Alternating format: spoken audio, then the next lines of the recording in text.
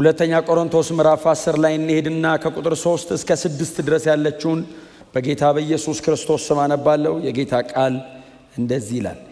የምንኖረው በዚህ ዓለም ቢሆንም የምንዋጋው በዚህ ዓለም ስልት አይደለም። ደግሞም የምንዋጋበት የጦር መሳሪያ የዚህ ዓለም መሳሪያ አይደለም። ይሁን እንጂ ምሽግን ለመደምሰስ የሚችል መለኮታዊ ኃይል ያለው ነው። በእግዚአብሔር ዕውቀት ላይ በትዕቢት የሚነሳውን ክርክርና ከንቱ ሐሳብ ሁሉ እናፈርሳለን። አእምሮንም ሁሉ እየማረክን ለክርስቶስ እንዲታዘዝ እናደርጋለን። መታዘዛችሁ በተፈጸመ ጊዜ አለመታዘዝን ሁሉ ለመቅጣት ተዘጋጅተናል። ጌታ የተባረከ ይሁን። የሁለተኛ ቆሮንቶስ ምዕራፍ 10 ላይ ያለ የጌታ ቃል ክፍል ነው። አብረን አስቀድመን ያነበብነው ሁለተኛ ቆሮንቶስ ምዕራፍ 10። እዚህ ሁለተኛ ቆሮንቶስ ምዕራፍ 10 ላይ ጳውሎስ የተነሳበት በአገልግሎቱ ላይ ወይንም በሐዋርያዊ ጥሪው ላይ የተነሳበት አንዳንድ አምባጓሮ ነበረ። ቆሮንቶስ ቸርች ላይ የቆሮንቶስ ቤተክርስቲያን እንደምታውቁት በጳውሎስ ነው የተተከለችው።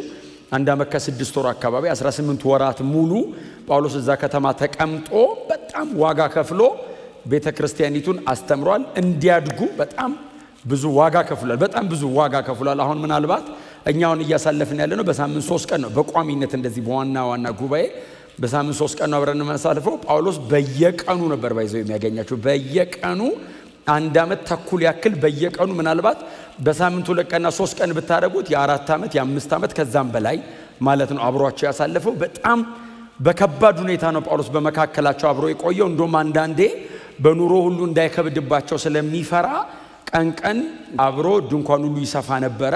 ድንኳን ይሰፋል በጣም እንዳይከብድባቸው ማለት ነው።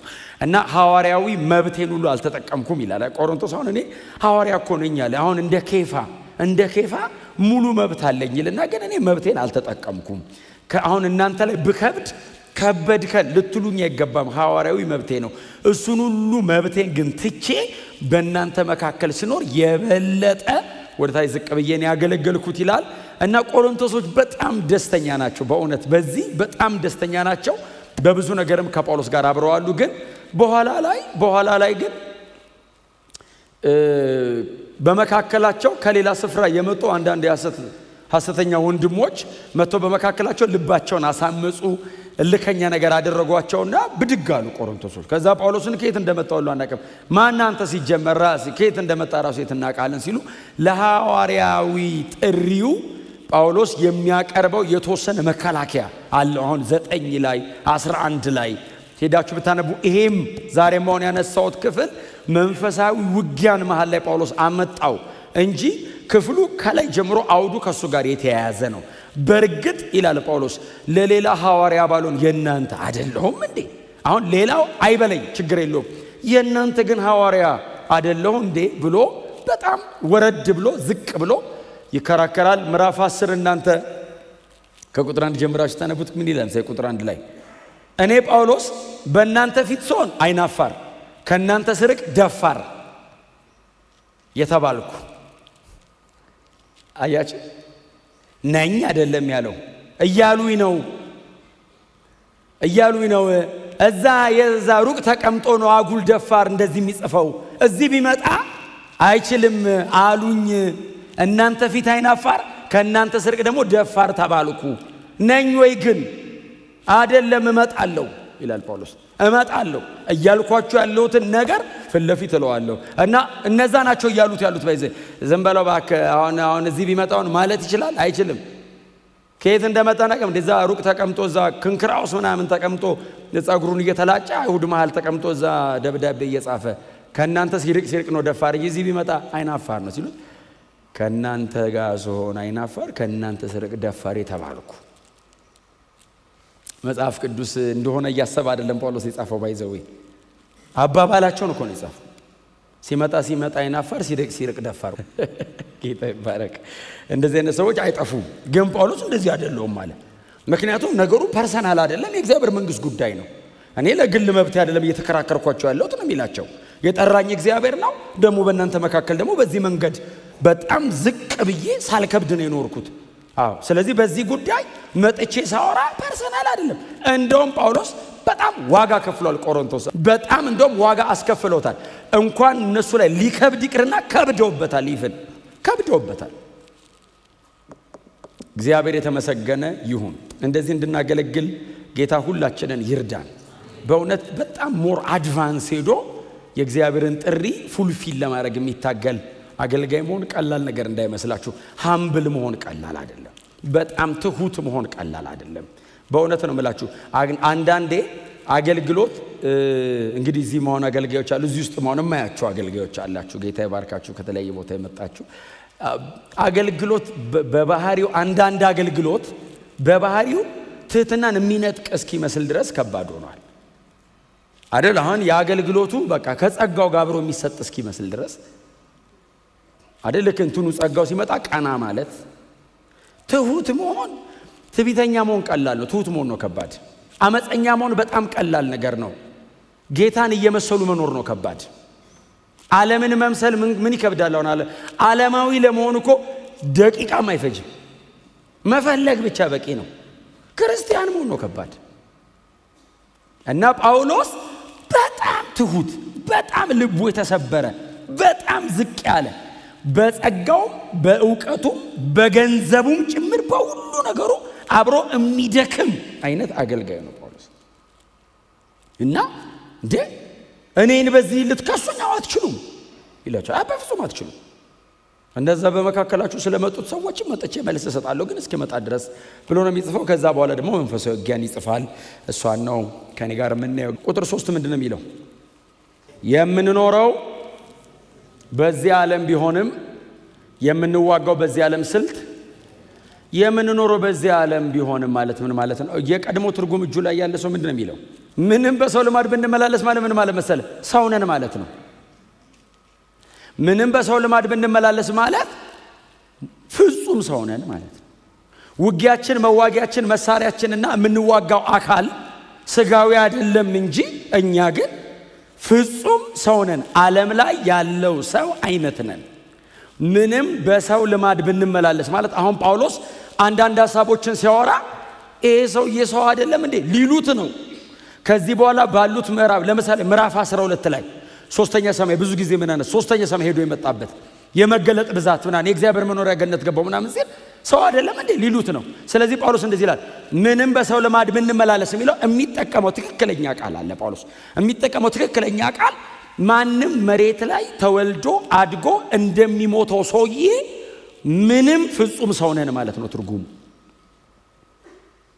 ምንም በሰው ልማድ ብንመላለስ ሰው ነን ማለት ነው። አሁን ይሄ በእኛ ዘመን አሁን ስታስተምሩት አሁን እኔ አሁን እዚህ ጉባኤ ላይ ቆሜ አሁን ፍጹም ሰው ናችሁ ስል እውነቴን አይደለም ያልሆናል እንዴ? ሰውና የሆነ ነገር የሆነ ሰው አለ እዚህ ሰው ነን አይደል? አሁን ጳውሎስ ቀጥሎ ያለውን ነገር ሲያወራ ሌላ አይነት ትርጉም እንዳይሰጡበት ወይንም ወደ ሌላ ጽንፍ ተጎትተው እንዳይወጡ ጳውሎስ ሰዎች ነን፣ በሰው ልማድ ነው የምንመላለሰው። እንደ ማንኛውም ፍጥረታዊ ሰው ይርበናል፣ ይጠማናል፣ ይደክመናል፣ እንተኛለን፣ እንነሳለን። አንዳንድ ነገር በደንብ ያቀተናል። እከሌ ያቃተኝ የሚለው ያቀተናል፣ እከሌ የሚከብደው ይከብደናል። የእከሌ ቻሌንጃችን ነው። ሰው ነን። ሁሌ እንደምላችሁ በጣም ዝቅ እንዳላረጋችሁ መንፈሳዊ ሰው ነን። ጎናችሁ ያለው ሰው ወንድሜ እህቴ በሉት እስቲ። ቼክ አርጉት። ሰው ነን፣ ሰዎች ነን። አሁን ጳውሎስ እንደዚህ ያለ በሰው ልማድ ነው የምንመላለሰው። ምን ማለት ነው? ሰው ነን። አሁን አንዳንዶች ይመጡና አይደለንም ይላሉ። ጳውሎስ እንደዚህ አለ፣ በሰው ልማድ ነው የምንመላለሰው አለ። ምን ማለት ነው? ትዳሰሳለህ ማለት ነው። ትነካለህ ማለት ነው። ምሳሶ ይጋብዛል ማለት ነው። ትበላለህ ማለት ነው። ጠማኝ ውሃ ስጡኝ ትላለህ። ደክሞ ትጸልያለህ፣ ጸልዩልኝ ትላለህ። ያቅታል። ጌታ የተባረከ እና በሰው ልማድ ብንመላለስ መካድ አይቻልም። ይሄ የማይካድ የተቀመጠ እውነት ነው። አይካድም። በሰው ልማድ ብንመላለስ የሚለውን ሰው ዲናይ ሊያደርገው አይችልም። ነዋ እግዚአብሔር ሲፈጥረን እንደዚህ እንድንሆን አድርጎ ነው የፈጠረን። ሲያድነንም እግዚአብሔር ያዳነው ሰው ነው ያዳነው እግዚአብሔር። ኢየሱስ ለማዳን የመጣውም ሰውን ነው። ስለዚህ ጳውሎስ እያለ ያለው ከዚህም በኋላ የማነሳው መንፈሳዊ ጉዳይ እየተወራ ያለው የምንለማመደውም የምናደርገውም እዚህ ነው። ከሞትኩኝ በኋላ መንፈሳዊ ሕግ የለም። እምንገባበት ዓለም ጦርነት የለም። በእግዚአብሔር መንግሥት ውስጥ እዛ ስገባ የሚዋጋኝ ነገር የለም። ክፉ ሰውም የለም፣ አመፀኛም የለም፣ ኮንስትራክቲቭ የሆነ አመፅም የለም፣ ሰይጣንም የለም። እዛ ጦርነቱ ያለው ሰው ሆኜ በሰው መካከል ስኖር እዚህ ዓለም ላይ ገቨርን ከሚያደርገው አሰራር ጋር። አሜን። ስለዚህ ምንም በሰው ልማድ ብንመላለስ ሲል ሰዎች ነን፣ ግን ጳውሎስ ምንድነው የሚለው? መንፈሳውያን ነን። አንደርስታንድ እናደርጋለን መንፈሳዊ ዓለም ላይ የሚደረገውን ነገር። እየተከናወነ ያለው ነገር በጣም ዝም ብሎ ማቴሪያል ብቻ እንዳልሆነ ይገባናል። ከነገሩ በስተጀርባ ነገሩን የሚያደርግ አካል እንዳለ ግን ዲዘርን እናደርጋለን። ለምን? መንፈሳውያንም ነና። እግዚአብሔር አብርቶልናል። የልቦናችን አይኖች በርተዋል። መንፈሳዊ ዓለሙን ዲቴክት እናደርገዋለን። ስክሪን ማድረግ የሚችል ውስጣችን ቦርን አጌን ያደረገ መንፈስ አለ። መንፈስ ቅዱስ በእኛ አድሯል። ስለዚህ ጳውሎስ እያወራ ያለው ምንም በሰው ልማድ ብንመላለስ የስ እግዚአብሔር ይመስገን ሰዎች ነን፣ ቁርጣችንን አውቀናል ሲሉ፣ ግን ደግሞ ጦርነታችን ስጋዊ አይደለም። እንደ አንድ ክርስቲያን ስንዋጋ የምንዋጋበት መንገድ የምንዋጋው አካል መሬት ላይ ያለው አይነት ውጊያና ጦርነት አይደለም። መንፈሳዊ ዓለም ላይ ገብቼ እዋጋለሁ ማለት መንፈስ ነኝ ማለት አይደለም። በሰው ልማድ የምትመላለስ ሰው ነህ፣ ግን መንፈሳዊ ነህ። አሜን በሏ። የተበላሸ የተዘጋጋ የሆነ ነገር ሲሆን አንተ እንደ ሌላው ሰው አይደለም። ሞር አርፋ አንደርስታንድ ታደርጋለህ። ይገባል ማን እንደዘጋው። ለምሳሌ ቀኖቹ ክፎች ናቸውና ዘመኑን ዋጁ። ምንድነው ቀድሞ የሚለው? እንግዲህ እንደ ጥበበኞች እንጂ ጥበብ እንደሌላቸው ሳይሆን እንዴት እንድትመላለሱ በጥንቃቄ ተጠበቁ ካለ በኋላ ቀኖቹ ክፎች ናቸውና ዘመኑን ዋጁ። እንደ ጥበበኞች እንጂ ጥበብ እንደሌላቸው ሳይሆን እንዴት እንድትመላለሱ በጥንቃቄ ተጠበቁ። ጥበብ ዊዝደም ሶፊያ አይደል? ሶፊያ ማለት ነው ትርጉሙ። ሶፊያ ነው ግሪኩ። ጥበብ ሶፊያ ጥበብ።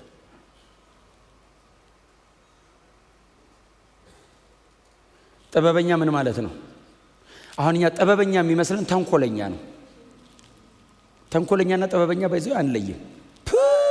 ተንኮለኛ የሆነ ሰው ጥበበኛ አይደለም፣ እሱ ሞኝ ነው። ተንኮለኛ ሞኝ ነው ባይዘው። ለምን መሰለ? ወጥመዱ ዞሮ ይዟል እግሩን። ባክፋይሩን አትችለውም ባይዘው። የተደረገ ነገር እግዚአብሔር ነው አንዴ መልሶ እንዴ እግሩን ነው የሚይዘው፣ አይቻልም። ጥበበኛ ከነገሩ በስተጀርባ ያለውን ጄኒዩን ኦሪጂናል ነገሩን የሚያገኝ ማለት ነው። ለምሳሌ በእኛ ላወራላችሁ። ለምሳሌ የተሰቀለ ክርስቶስ እንደተሰቀለ ሆኖ የተወሰነ ሰው አንድ ሮማዊ፣ አንድ ግሪካዊ፣ አንድ አይሁዳዊና አንድ ሌላ ማን አለ? ሮማዊ አለ፣ ግሪካዊ አለ እና አይሁዳዊ አለ፣ አንድ ክርስቲያን አቆማችሁ ሮማዊውን ያው ስትሉት የተሰቀለውን ክርስቶስን ያው ስትሉት ወንበዴ ነው የሚል ወንበዴ ነው የሚሰቅሉት፣ ወንበዴ ይላል። ግሪካዊውን ያው ስትለው ሞኝነት ነው ይላል። አይሁዳዊውን ኤው ስትለው የተረገመ ነው ይላል። ክርስቲያኑን ኤው ስትለው የእግዚአብሔር ኃይል ለማዳን ነው ይላል። አሁን ሶስቱ ክሊርሊ ፊት ለፊት ያለውን ነገር ነው ያዩት። ክርስቲያኑ ነገሩ የተደረገበትን ምክንያት ነው ያየው። እሱም የተሰቀለ ሰው ነው እኮ የሚያየው። ከጀርባው ግን የእግዚአብሔር ልጅ የሰው ልጆችን ለማዳን እንደሞተ አውቆታል። ኦሪጂናሊ ነገሩ የሆነበትን ነገር የሚያውቅ ማለት ነው ጥበበኛ ማለት። ሶፊያ ማለት ትርጉሙ እሱ ነው ባይዘው። ላቭ ኦፍ ዊዝደም ነው አይደል? ጥበብ ላቭ ኦፍ ዊዝደም ነው አይደል? ዕውቀትን የሚወድ ማስተዋል ደግሞ ያንን ዕውቀት አፕላይ የምናደርግበት መንገድ ማለት እኮ። ክብር ለእግዚአብሔር ይሁን። ስለዚህ ጳውሎስ እያወራ ያለው ምንም እንደ ሰው ልማድ ብንመላለስ ግን ደግሞ መንፈሳዊ ነው ውጊያችን፣ አንደርስታንድ እናደርገዋለን፣ ይገባናል። በጣም የሚገርማችሁ ፎር ዩር ሰርፕራይዝ እኛ በጨለማው ዓለም የሚደረገው ነገር መንፈሳዊ እንደሆነና ነገ ውጤቱ ማቴሪያሉን ሪልም አፌክት እንደሚያደርገው እንደምናውቁሉ በጨለማው ዓለም ያሉትም እንደሚያውቁ ታውቃላችሁ። የኛን የምንሰራው ስራ መንፈሳዊ እንደሆነና ነገ ከነጎዲያ መንግስታቸውን ግን ጥልጥሉን እንደሚያወጣው ያውቃሉ። እነሱም አንደርስታንድ ያደርጉታል። ባይዘው እነሱም በዲመኒክ ስፒሪት መንፈሳዊ ዓለም ላይ ነው የሚሰሩት። እኛ ብቻ እየሰራን እነሱ ባይመሮ ብቻ የሚሰሩ እንዳይመስላችሁ። ስፒሪቹዋል ነው ውጊያው፣ ስፒሪቹዋል። እነሱ መንፈሳዊ ዓለም ላይ ይሰራሉ። ስለዚህ ነው ጳውሎስ የምንዋጋው በሰው ልማድ አይደለም። መንፈስ ቅዱስ እኛ ላይ ሆኖ እንደሚሰራ ሁሉ አጋንንት ደግሞ ሰው ላይ ሆኖ ይሰራል። ከሰውየው ጋር አይደለም ጦርነታችን፣ ከጀርባ ካለው መንፈሳዊ አካል ጋር ነው። የዳዊትና የጎልያድ አሁን አንደኛ ሳሙኤል ምዕራፍ 17 አሁን ኖርማል ታሪክ አይመስልም? ኖርማል ታሪክ ኖርማል አይደለም። ዳዊትና ጎልያድ የተዋጉት እኮ ባይዘው በጦርና በምናምን እኮ አይደለም እኮ መንፈሳዊ እኮ ነው ውጊያቸው። ሁለቱ ያወሩትን ስሙት። ጎልያድ መጣ እንደዚህ አንተ እኔ ውሻ ነኝ በትር ይዘብኝ የምትመጣው አለውና ከዛ ምንድነው ያለው? እገለህና አለው ለሰማይ አዋፋትን ለምድር አራዊት ስጋን እሰጣለሁ ብሎ በአማልክቶቹ ስም ረገመው ይላል። በፍልስጤም አማልክቶች በአቃሮን በነ በኤልዜቡል ማለት ነው። የአቃሮን አምላክ ነው በኤልዜቡል። ትዝ ይላችኋል፣ ኢየሱስን ሰድበውታል። አንተ በአጋንንት አለቃ አጋንንት የምታወጣ የአጋንንት አለቃ ነው ባይዘው በኤልዜቡል። በኤልዜቡብ ነው ትክክለኛ ትርጉሙ። በኤልዜቡብ ማለት የዝንቦች ንጉስ ማለት ነው ትርጉሙ። የሰይጣንን ቆሻሻ ፐርቨርትድ የሆነ ኔቸር የሚያሳይ በጣም ቆሻሻ የዝንብ ንጉስ አስበዋል።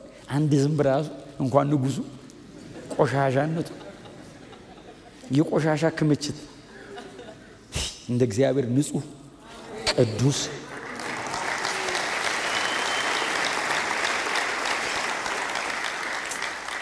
በስማ ደግመን ራሱ እንኳን ክርስቲያን ሆንኩኝ ብንል አንተ የሆነ ነገር ተሰማኝ ሰውነቴን ሁሉ ይሄ ቆሻሻነቱ አንተ ሰውነትን አለመታጠብ ራሱ ከባድ እኮ ነው። እንኳን ኃጢአት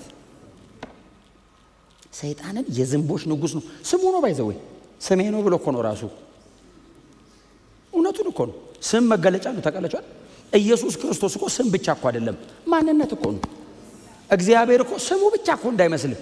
ስም ማን ነው አሉት? እኔ አለ። አይ ማን ነው ስም? እኔ ነኝ። እኔ ነኝ ማንነቱ ነው ስሙ። ያለና የሚኖር በለኝ። ያለና የሚኖር የሚባል ስም የለም፣ ማንነት ነው። ዘላለማዊ ነኝ። በምን ትሰበስበኛለህ አለው። ወደዛም ወደዚህም ዘላለም ነኝ እና ማለት በለ ያለና የሚኖር በለኝ። ኢየሱስ ጌታ ነው። ነፃ ነገር ተሰማኝ። ታውቃለህ፣ ቅዱስ ነው እግዚአብሔር፣ ንጹህ ነው፣ የጠራን ወደ ቅድስናው ነው። እጅግ ክቡር አምላክ ነው። ነጥብ የለም ላዩ ላይ ማንም ፈልጎ አያገኝም። ደግሞ ይሄ ቅድስና ዘላለማዊ ነው። የሚናገረው ቅድስና አይደለም፣ የሚነካ ቅድስና አለው። እንዲህ ትዳስሰዋል፣ ይራመዳል። ቅድስናው ትዳስሰው ቅድስናው ነው ምንም ነገር መቋቋም የማይችለው። እግዚአብሔር ቅዱስ ነው። መላእክት የማይጠጉት ስለ ቅድስናው እኮ ነው። ቅዱስ ስለሆነ ነው በዚህ ሰው የማይቀርበው። የእግዚአብሔርን ቅድስና ዲግሪውን ሬዚስት ማድረግ አይቻልም። ምንም ነገር ኃጢአተኛ ነው በእግዚአብሔር ቅድስና ፊት። ጨረቃና ፀሐይ ስንፍና ይከሳቸዋል የሚል ቃል ምን አርጋ ነው? አሁን ፀሐይ ቀርታ አታውቅም። ኢያሱ ነው አንድ ቀን ያቆማት። በሰላም እኮ ነው የምትወጣው የምትገባው። ሰነፍ ናት አለ። ሰነፍ አይደለችም ፀሐይ። በእግዚአብሔር ቅድስና ፊት ግን ማን ጎበዝ አለ? ቅዱስ ነው፣ የሚመስለው የለም። ሃሌሉያ! ይሄ የኛ አምላክ ነው። የኛ አምላክ ብቻ ነው እንደዚህ አይነት አምላክ። ሌላው በሙሉ ተጋግዞ ነው የሚኖረው፣ ተረዳድቶ ተደጋግፎ ከአምላኪው ጋር። የኛ አምላክ ብቻውን ያኖረናል፣ በማንም አይኖርም። እርሱ በራሱ ህይወት አለው። ሁሉ ከእርሱ በቀዳው ይኖራል። እመካለሁ። ታውቃለህ፣ ልቤ የሆነ ይሞላል። ስሙ የተባረከ ይሁን።